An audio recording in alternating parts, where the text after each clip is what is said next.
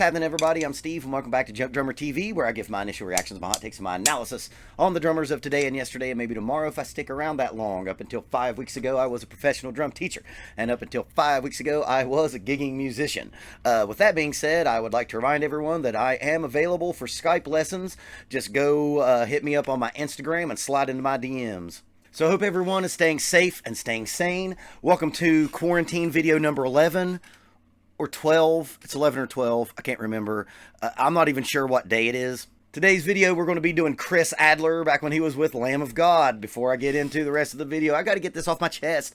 What is the deal with all of these legendary heavy bands not keeping their original drummer? We get no respect.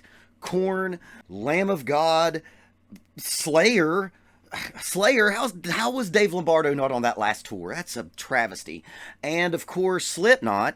Now I know that I think there were some physical ailments that happened there, and I understand that there's, being in a band is a marriage, and there's personality things and monetary disputes, obviously. But damn, it's just a bummer to see all of these great bands, and I'm getting ready to go see Lamb of God. They're coming, hopefully, in October to my hometown with Megadeth, and I'm not going to get to see Chris Adler, and that's a bummer. But let's celebrate what Chris Adler was able to accomplish with Lamb of God. Lamb of God hits all of the bases for me.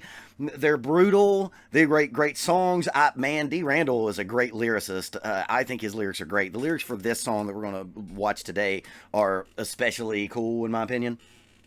But they also have technicality. But the technicality does not get in the way of these great songs, and I think it's going to be the thing that makes them kind of last for a long time. So I don't want to get into too much of a preamble today. I just want to get right into it. Before I start, please, everyone, go check out my Patreon. Please go check out my merch store, and let's watch Chris Adler, back when he was with Lamb of God, play Now You've Got Something to Die For.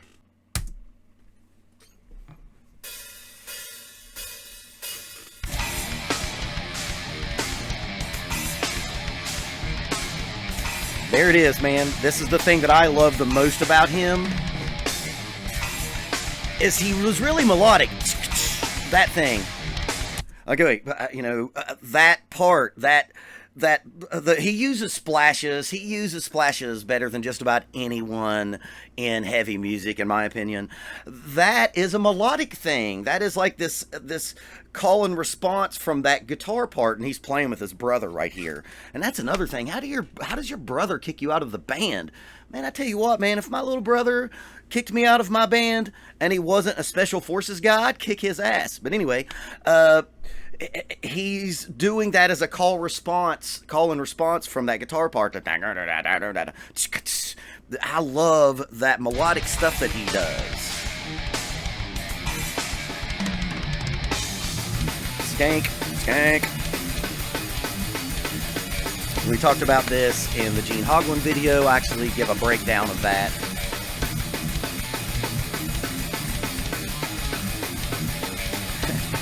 I love watching Chris Adler play. It was a joy. You can just tell he's so happy to be there. Yes. That extreme right there, going from that.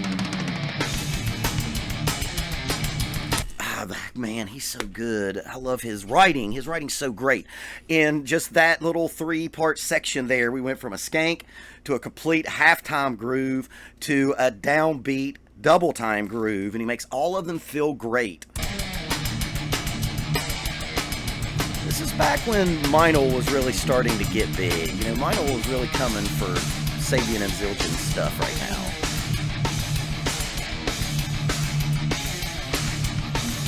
And I'm pretty sure, yes.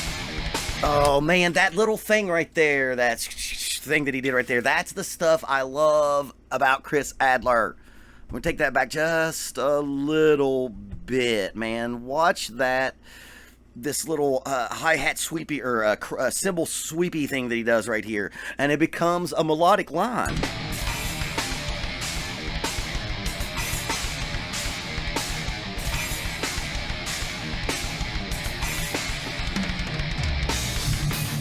Yeah, man, I love it. He's now played 4 different kinds of grooves so far. You know, they're obviously virtuoso, but they didn't let the virtuosity get in the way of the song. And it's maybe the thing that I don't like about down, down, down, down. This is my favorite kind of double bass playing. You know, if you've watched my videos before, you know that I'm not a big, gigantic fan of the arms race that is extreme double bass, blast beat culture. He's using double bass here the way I like it. And he's using the double bass to be musical. He's doubling that guitar line. That is infinitely more interesting and musical to my ear. If you get down behind a drum set and you get a double bass pedal and you start out just running, that's a good start, but so many beginning drummers think that's it. This is what I think of as real double bass playing.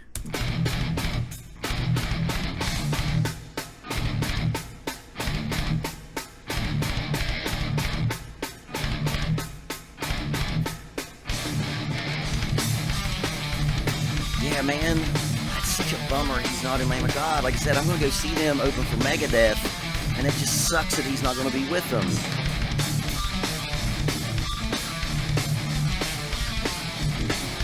You know, I saw like an Instagram post where he said, you know, he's not finished, and I look forward to anything he plays in.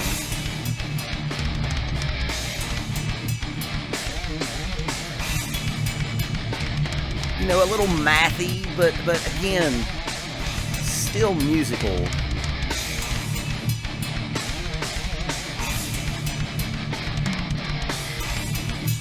You know, that's Metal 101.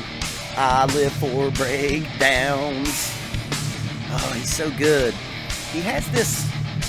Let's talk about his technique a little bit. I'm almost for certain that he's a self-taught drummer, but he does have really good technique. He's got this whippy motion that he does that's molarish. It's like molar adjacent. I'm sure that he probably didn't think in those terms, but he's getting a lot of power, and he's using physics. You know, he's loading that stick up. You know, you see it a lot in his left hand. That's a really good technique, and it's still a good technique that won't hurt you. That's why I always talk about technique, because bad technique can mess you up.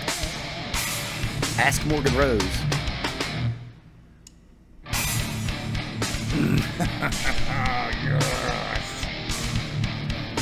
Yes. Yes. God, Lamb of God's so good. Yeah, buddy. That right there, that pit is getting pop. Yes. Those melodic splash things that he does right there, that's genius. Hopefully he does it again. Yeah. Chris Adler. Why are you not still with Lamb of God? That's a bummer, man. That's a bummer. You can't kick your family members out of the band, dude. It's not a thing that should happen. And again, I know that there's, I've fired people from bands, and I've been replaced. I guess fired. So I understand. But man, that just sucks. You know, Virginia's own Lamb of God formerly burned the priest. Chris Adler I said it in the Hoagland video. He is an amalgamation of all the things that I like in metal. It's brutal. There's some technicality. And the thing that he really brings to the game is he really thinks melodically. He thinks really musical. He's an extremely musical drummer. The way that he utilizes those splashes and things, it's just great. I can't think of many other drummers that does that with the splash stuff. I can. It's a drummer for Byzantine. And if you know anything about Byzantine, they were very influenced by Lamb of God. They were actually on their record label. Oh, man. But like I was saying, you know, they are brutal. They're technical, but they have a lot of groove going on as well. They have an all-time great frontman, and he was just really unique. And it's really hard in metal to be unique because, you know, all the notes have been played. All the notes. And if you can come out and be such a signature type drummer in that scene, you're really accomplishing something. I can't wait to hear what Chris Adler does next, because I've never heard a drum part from him where I'm like, meh. I like everything he does. So there you go. Hope you all enjoyed all that. Again, hope you all are all being safe and staying as sane as you possibly can in these trying times. I feel like I need to have some somber piano music, like all of the virus ads that are going on right now. What the hell's that about? Every ad has somber piano music on it. It's weird. But please give me a like, comment, and share. Check out my Patreon. Check out my merch store, and keep practicing until it's easy.